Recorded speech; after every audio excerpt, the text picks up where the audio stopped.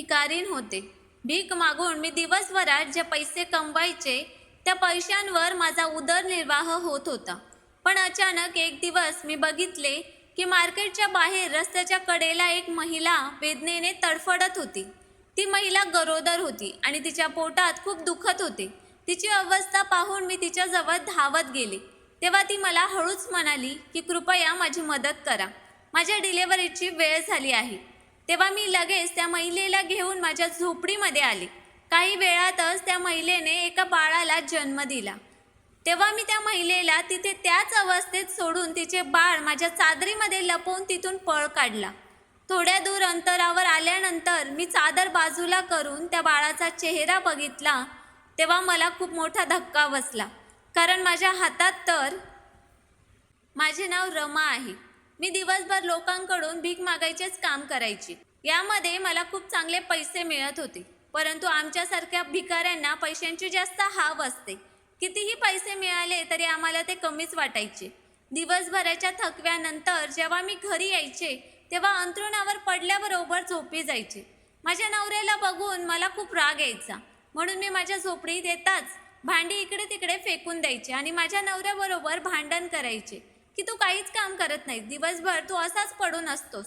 तू बघ, मी दिवसभर किती मेहनत करून भीक मागून पैसे कमावते, पण तुझ्या तोंडाला तर फुकटचे खायची सवय झाली आहे. माझे बोलणे ऐकून माझ्या नवऱ्याला राग यायचा आणि तो रागाने झोपडीमधून बाहेर निघून जायचा.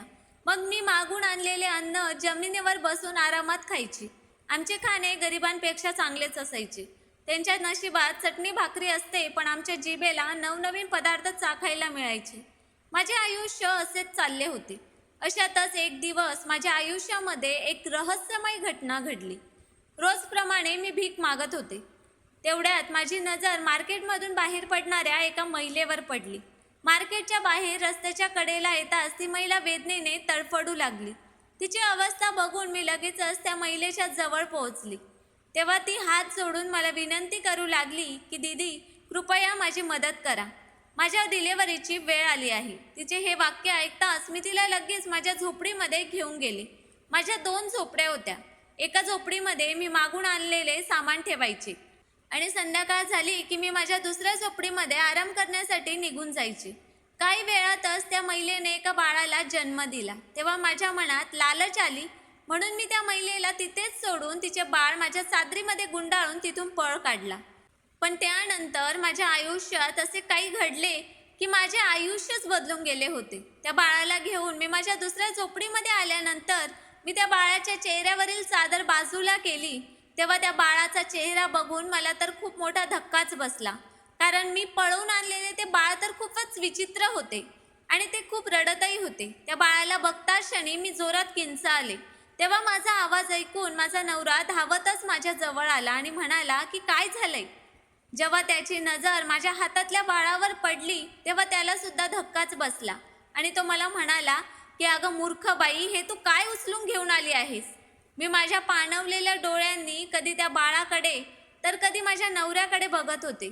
मग मी माझ्या नवऱ्याला गप्प राहण्याचा इशारा केला आणि त्या बाळाला चादरीमध्ये गुंडाळून झोपडीच्या मागे असणाऱ्या कचरा कुंडीकडे घेऊन गेले आणि ते विचित्र बाळ मी तिथेच फेकून दिले. माझी ही कृती बघून माझा नवरा शांतच राहिला होता. तो काही न बोलता झोपडीच्या बाहेर निघून गेला. मग मी पण झोपडीमध्ये झाडू मारून इकड तिकडची कामे करू लागले, जेणेकरून मी माझ्या मनातून त्या बाळाचा विचार बाजूला काढू शकेन. संध्याकाळी आम्ही दोघांनी मागून आणलेले अन्न खाल्ले आणि झोपण्यासाठी अंथरुणावर पडलो. पण आज कुत्रे खूपच भुंकत होते. कुत्र्यांच्या भुंकण्याच्या आवाजाने मी खूप घाबरले होते. माझी सत्संग विवेक बुद्धी मला मनोमन सतावत होती की काही वेळा ते कुत्रे त्या बाळाचे तुकडे करतील. तेव्हाच माझा नवरा म्हणाला, अगं बाई, आपण लोक भिकारी आहोत. आपण लोकांना आशीर्वाद देऊन पैसे घेतो, हे तू कशी विसरलीस. आपण कधीपासून एवढे कठोर मनाचे झालो की एखाद्याच्या बाळाला त्याच्याकडून हिसकावून कुत्र्यांसमोर फेकून देऊ लागलो. नवऱ्याचे ते बोलणे ऐकून मी थरथर कापू लागले. मी वेळ न घालवता पटकन अंथरुणावरून उठले आणि एक मोठी काठी घेऊन बाहेर पळत सुटले. माझा नवरा सुद्धा मोठी काठी घेऊन माझ्या मागे आला. आम्ही पटकन झोपडीच्या मागे धावलो. मी पटकन पुढे सरकले आणि त्या बाळाला उचलले. देवाच्या कृपेने ते बाळ अगदी सुखरूप होते. मी त्या बाळाला घेऊन झोपडीत आले. मी त्याला आंघोळ घातली त्यानंतर त्याला एका जाड कपड्यात गुंडाळले आणि त्याला माझ्या जवळ झोपवले. पण ते बाळ भुकेने रडत होते. ते बाळ खूपच अशक्त वाटत होते. त्या बाळाच्या पाठीमागे मला एक मोठी गाठ दिसली. म्हणजेच ते मूल जन्मताच कुबडे जन्माला आले होते.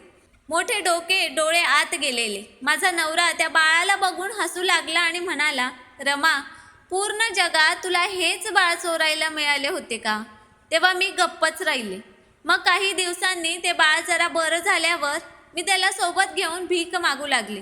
परंतु मला हे बघून खूपच आश्चर्य वाटले की जेव्हापासून मी त्या मुलाला सोबत घेऊन भीक मागू लागले तेव्हापासून मला दुप्पट भीक मिळू लागली होती. कारण आज समाजच असा झाला आहे की समाजामध्ये भीती विकली जाते. गरीब मूल बघून लोक घाबरायचे आणि त्यांच्या मुलांचे कष्ट घेऊन माझ्या हातात भीक द्यायची. कारण ते मनात विचार करायचे की माझ्या बाळावर अशी वेळ येऊ नये. त्यासाठी लोक मला भरभरून भीक द्यायचे, कारण त्यांच्या मुलांना आशीर्वाद मिळावे म्हणून.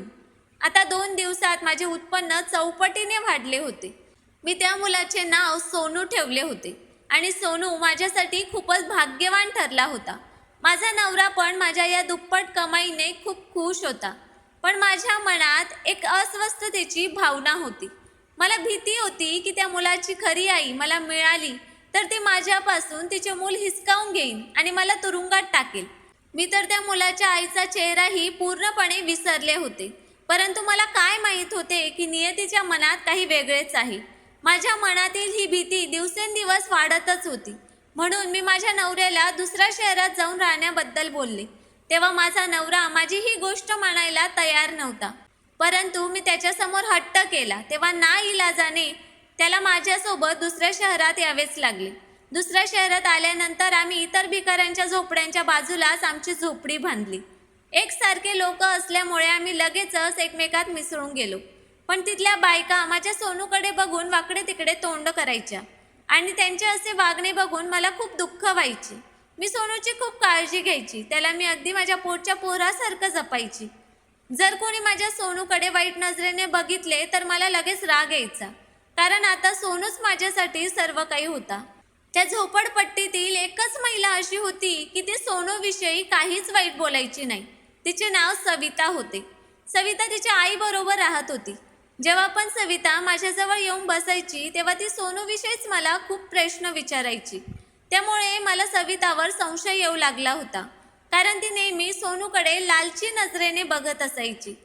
कदाचित सोनूमुळे माझी जी कमाई व्हायची ती बघून तिच्या मनात लालच आली असेल. जेव्हा मी माझ्या मनातील भीती माझ्या नवऱ्याला सांगितली तेव्हा तो हसत म्हणाला की तू सोनूला असे लपवून ठेवते जसे की तो सोन्याच्या कानाचा आहे. मी माझ्या नवऱ्याला म्हणाले, सोन्याच्या कानाची गोष्ट नाही, सोनू माझा मुलगा आहे. मी त्याला त्याची आई बनून वाढवले आहे. मी माझ्या बाळापासून दूर राहू शकत नाही. तो माझ्या आयुष्याचा आधार आहे. आता मी सविताबरोबर जास्त बोलणेही बंद केले होते. तरीही एक दिवस सविता सोनूला भेटायला माझ्या झोपडीत आली. तेव्हा मी तिला म्हणाले की सोनूला माझा खूपच ओढ आहे. तो माझ्याशिवाय दुसरा कोणाकडेच राहू शकत नाही. देव न करो, पण जर माझ्यापासून तो दूर गेला तर तो माझ्याशिवाय मरून जाईल. माझे बोलणे ऐकून सविता गप्पच राहिली. सविताची मला खूपच भीती वाटत होती. माझ्या मनात नेहमी हाच विचार यायचा की सविता माझ्या सोनूला माझ्यापासून हिरावून घेऊन जाऊ शकते. म्हणूनच मी तिला घाबरवण्यासाठी मी अशा गोष्टी बोलत असे. सविताचा व्यवहार हळूहळू माझ्या आणि सोनूबरोबर नॉर्मल झाला होता. हळूहळू माझाही सवितावर विश्वास बसू लागला होता की ती सोनूवर प्रेम करते. तिचा कोणताही वाईट उद्देश नाही. एक दिवस संध्याकाळी अचानक सोनूची तब्येत खूपच खराब झाली. त्याला खूप ताप आला होता. त्यावेळी माझा नवरा भीक मागण्यासाठी गेला होता. मी खूपच परेशान झाली होती. तेवढ्याच सोनूच्या रडण्याचा आवाज ऐकून सविता माझ्याजवळ आली आणि मला सोनूविषयी विचारू लागली. जेव्हा मी तिला सोनू आजारी आहे असे सांगितले तेव्हा ते ऐकून ती म्हणाली की मी लगेच जाऊन सोनूसाठी मेडिकलवरून औषध घेऊन येते. मग सविताने आणलेले औषध मी सोनूला दिले. औषध घेतल्यानंतर सोनू शांतपणे झोपी गेला. सविता माझ्या बाजूला जमिनीवर बसली होती. ती म्हणाली की आपले बाळ आपल्यासाठी किती प्रिय असते ना. तेव्हा मी तिला विचारले की हे तुला कसे माहीत? तुझे तर अजून लग्नही झाले नाही. त्यावर तिने सांगितले की मी कुमारी नाही. मला पैशांसाठी माझा गर्भ विकावा लागला. माझे मूल आता माझ्याकडे नाही. आता ते बाळ अशा लोकांकडे आहे जे लोक मला खूप सारे पैसे देणार होते. याच अटीवर मी माझा गर्भ विकला होता. म्हणून तर मी तुझ्या सोनूवर एवढे प्रेम करते. मी हैराण होऊन सविताकडे बघत विचारले की नक्की तुझ्या बाबतीत काय झाले आहे, मला सांगशील का? त्यावर ती म्हणाली की नंतर कधीतरी सांगेन. असे म्हणत ती माझ्या झोपडीतून रडतच बाहेर निघून गेली. मी सोनूकडे बघितले तर त्याचा ताप आता कमी झाला होता. आता माझा सविताविषयी विश्वास पक्का झाला होता की ती सोनूवर खरंच प्रेम करत आहे, कारण तिने स्वतःचे बाळ गमावले आहे. म्हणूनच ती सोनूला एवढा जीव लावते. दुसऱ्या दिवशी सकाळी पुन्हा मला भीक मागण्यासाठी जायचे होते. तेव्हा सविता मात्र घरीच होती, म्हणून मी सोनूला तिच्या ताब्यात दिले.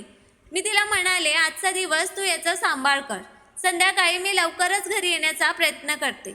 सविताने मोठ्या आनंदाने सोनूला स्वतःकडे घेतले. मग मी निश्चिंत होऊन भीक मागण्यासाठी निघून गेले. परंतु संध्याकाळ झाल्यानंतर माझ्या मनात खूप विचित्र विचार येऊ लागले. म्हणून मी लगेचच सर्व काही सोडून माझ्या झोपडीकडे आले. पण जेव्हा मी झोपडीमध्ये येऊन बघितले तेव्हा तर झोपडीमध्ये सोनूही नव्हता आणि सविता सुद्धा नव्हती. तेव्हा माझ्यावर जणू आभाळच कोसळले. मला समजत नव्हते की मी नक्की काय करावे. मी आता सोनू आणि सविताला कुठे शोधू? मी प्रत्येक झोपडीमध्ये जाऊन त्यांचा शोध घेऊ लागले, परंतु ते मला कुठेच सापडत नव्हते. म्हणून मी रडू लागले, सविताला वाईट साईड बोलू लागले. स्वतःच्या डोक्यावर हात मारून मी स्वतःला दोष देत राहिले की मी का त्या मुलीवर विश्वास ठेवून उगाचच माझ्या बाळाला तिच्याकडे सोपवले. मी घाबरलेल्या अवस्थेत परेशान होऊन इकडे तिकडे फिरत होते. तेवढ्यातच मला सोनूच्या रडण्याचा आवाज आला. मी त्या आवाजाच्या दिशेने धावू लागले तर सविता सोनूला आपल्या हातामध्ये घेऊन माझ्याजवळ येत होती. ती माझ्याजवळ येताच मला म्हणाली, दीदी, तुझा हा मुलगा खूपच त्रास देतो. ह्याला तर त्याच्या आईप्रमाणे इकडे तिकडे फिरण्याची सवयच झाली आहे. आज पूर्ण दिवस हा रडत होता आणि मी तुझ्या शोधात निघाले होते. बरे झाले तू लवकर परत आलीस. मी लगेचच माझ्या सोनूला माझ्या जवळ घेऊन हृदयाशी कवटाळले आणि अश्रू भरल्या डोळ्यांनी मी माझ्या झोपडीत निघून गेले. सविता सुद्धा शांतपणे निघून गेली होती. तेव्हा माझ्या लक्षात आले की मी सविताचे आभार सुद्धा मानले नाहीत. तेव्हा मी पुन्हा सविताच्या झोपडीकडे गेले. आत गेल्यानंतर मी सविताला विचारले की आज मला तुझी कहाणी ऐकायची आहे. तुझ्या या अश्रू भरलेल्या डोळ्यांमागे नक्कीच कोणते तरी खूप मोठे दुःख लपलेले आहे. तुझ्या मुलाच्या बाबतीत नक्की काय झाले होते? त्यावर सविता म्हणाली, आम्हाला सुद्धा भीक मागूनच 2 वेळेचे जेवण मिळते, परंतु आपल्याकडे तेवढे पैसे नसतात की एखादा आजार झाला तर त्याच्यावर आपण उपचार घेऊ शकू. माझ्या बाबांना कॅन्सर झाला होता. त्यांच्यावर उपचार करण्यासाठी आमच्याकडे पैसे नव्हते. भीक मागून मिळणाऱ्या पैशातून त्यांच्यावर उपचार करणे अवघड होते. मग एक दिवस माझी आई माहीत नाही कुठून आली. ती खूपच खुश होती. तिने मला मिठी मारली आणि म्हणाली, सविता, देवाने आपले ऐकले आहे. तुझ्या बाबांच्या उपचारासाठी देवाने तुझी निवड केली आहे. तूच तुझ्या बाबांवर उपचार करू शकतेस. मी हैराण होऊन माझ्या आईकडे बघत विचारले की आई, तू हे काय बोलत आहेस? त्यावर आई म्हणाली, आज मी एका दरवाजासमोर भीक मागायला गेले होते. तेव्हा त्या घरातील मालकीनबाई मला म्हणाल्या की माझ्या नवऱ्याचे दुसरे लग्न करण्यासाठी मी एका मुलीच्या शोधात आहे. मला अशी मुलगी हवी आहे जी पैसे घेऊन बाळाला जन्म देईल आणि मग आमच्या आयुष्यातून ती कायमची निघून जाईल. या कामासाठी मालकीनबाई खूपच पैसे द्यायला तयार आहे. आईने माझी कुर्बानी देऊन मला त्या मालकीनबाईंच्या हवाले केले. मी लग्न करून त्या बंगल्यात गेले. त्या बंगल्याची मालकीन खूपच सुंदर होती, परंतु तिला पैशांची खूपच घमेंड होती आणि ती नेहमी रागातच असायची. ती मला म्हणाली की तुला फक्त माझ्या नवऱ्याचे बाळ जन्माला घालायचे आहे. बाळ जन्माला आले की तू तुझे पैसे घ्यायचे आणि इथून कायमची निघून जायची. त्यानंतर कधीही मागे वळून बघायचे नाही. मी खूप कमी वयाची मुलगी होते. अशा वयात मला बाळाची काय गरज होती? परंतु बाबांवर उपचार व्हावे त्यामुळे मी एवढी मोठी कुर्बानी दिली होती. माझे लग्न मालकांसोबत झाले. त्यांचे वय साधारणतः 35 वर्ष होते. मालक खूपच प्रेमळ आणि साधे होते. ते माझी खूपच काळजी घेत होते. हळूहळू मला त्या घरातील सर्व गोष्टी समजू लागल्या होत्या की मालक त्यांच्या बायकोबरोबर खुश नव्हते. ते तिच्या वागणुकीमुळे वैतागले होते.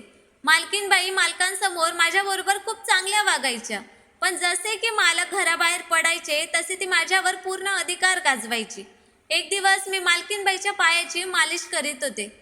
त्यावेळी ती मला म्हणाली, तुझी खरी लायकी तर माझ्या पायाशी आहे. याच्या पुढे जाण्याचा विचार सुद्धा करू नकोस. मालकीनबाईंचे हे बोलणे ऐकून मला खूप दुःख झाले होते, परंतु तिथे माझा स्वाभिमानच नव्हता. मी फक्त पैशांसाठी तिथे राहत होती, कारण मला माझ्या बाबांवर उपचार करायचे होते. म्हणून मला पैशांची खूपच गरज होती. त्यातच एक दिवस मी मालकांना गरोदर असल्याची खुश खबर दिली. त्यावेळी त्यांना खूपच आनंद झाला होता. ते जगातील कोणतीही वस्तू आता माझ्या पायासमोर आणून ठेवायला तयार झाले होते. त्यांनी मला घरातील महाराणी बनवून ठेवले होते. ते मला बेडवरून एक पाऊल खाली सुद्धा उतरू देत नव्हते. मालक नेहमीच ऑफिसवरून आता फोन करून नोकरांना सूचना देत असत की मालकीनबाईंना कसलीही कमी पडायला नको. ही गोष्ट जेव्हा माझ्या मालकिनीला समजली तेव्हा तिला या गोष्टीची भीती वाटत होती की आता माझा नवरा माझ्यापासून दूर जाईल. पण खरं तर एका अर्थाने तिलाही आनंदच झाला होता, कारण तिला मनातून असेही वाटत होते की लवकरात लवकर मी बाळ जन्माला घालावे आणि तिच्या नवऱ्याला सोडून निघून जावे.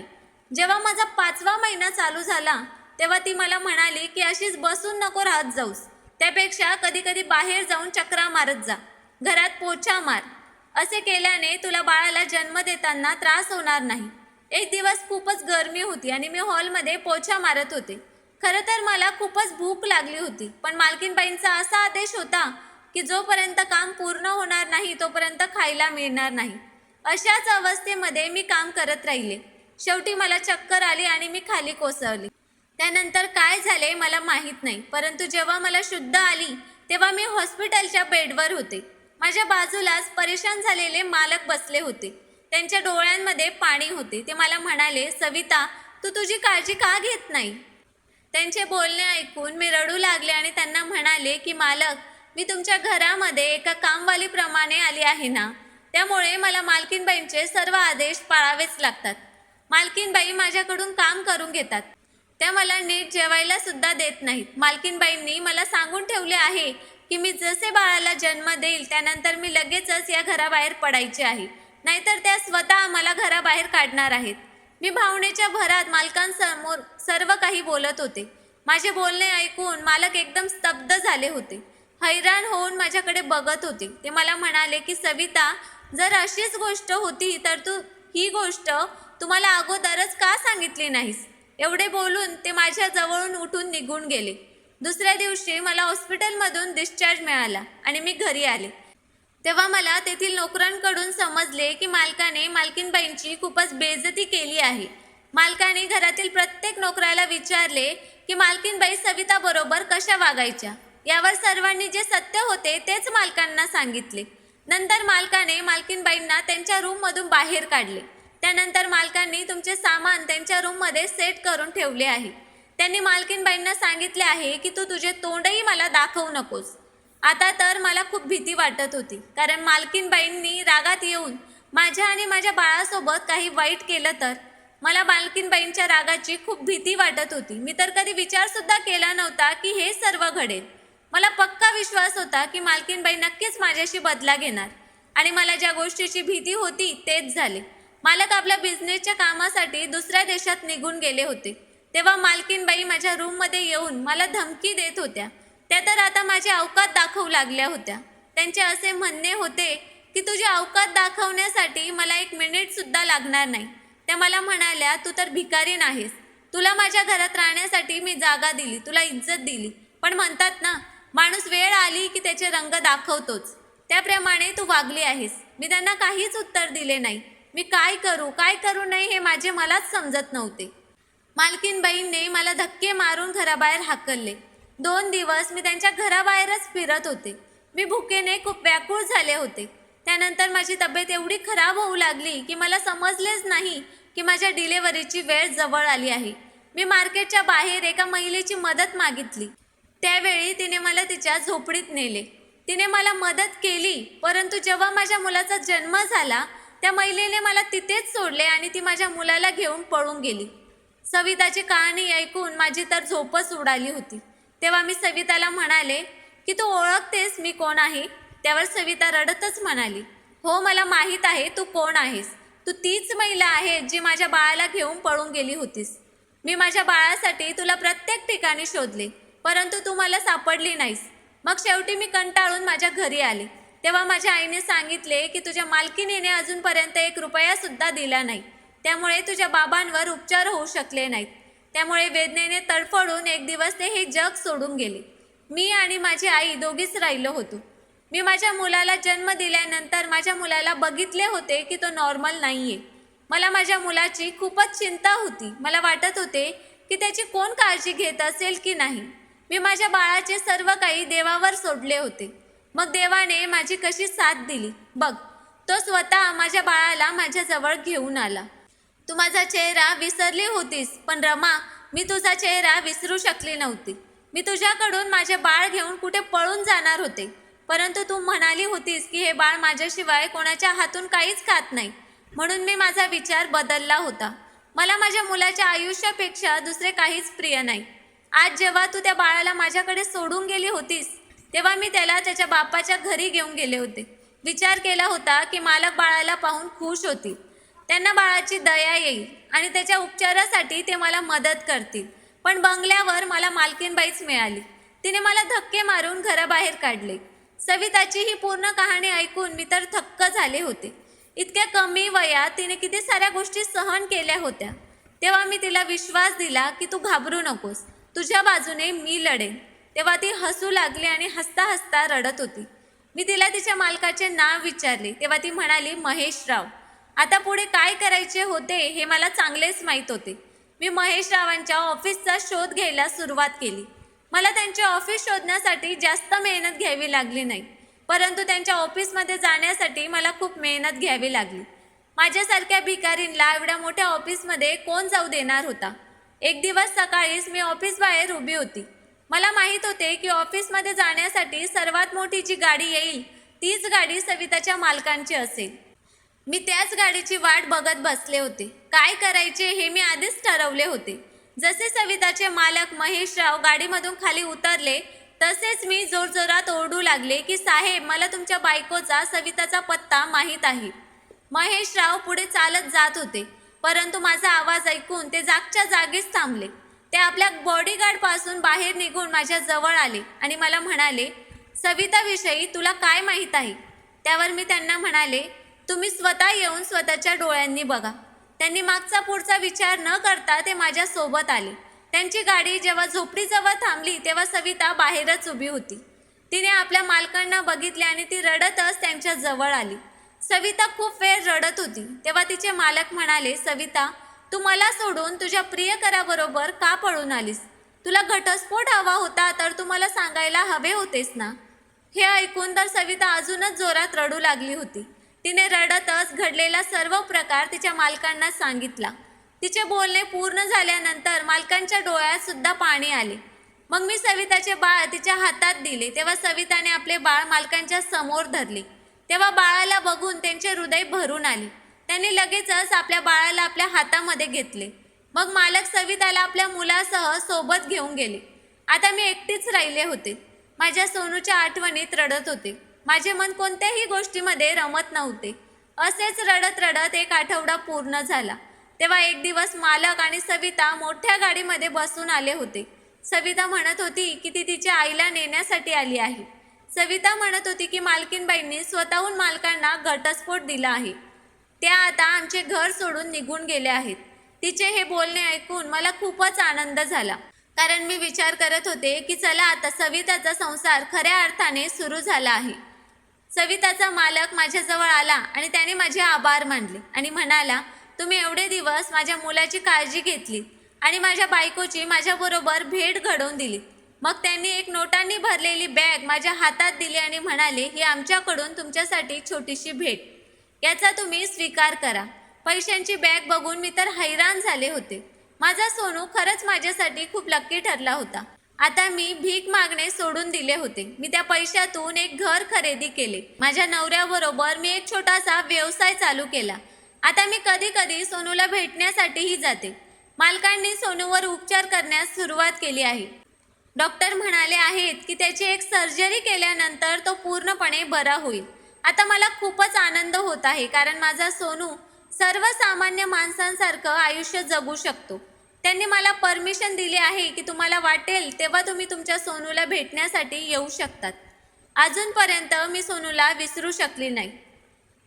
तर मित्रांनो, कथा कशी वाटली ते कमेंट करून नक्कीच सांगा. आम्ही नेहमीच तुमच्या कमेंट्स आणि लाईकची वाट बघत असतो. आणि स्टोरी आवडली असेल तर चॅनलला सबस्क्राईब करायला पण विसरू नका. धन्यवाद.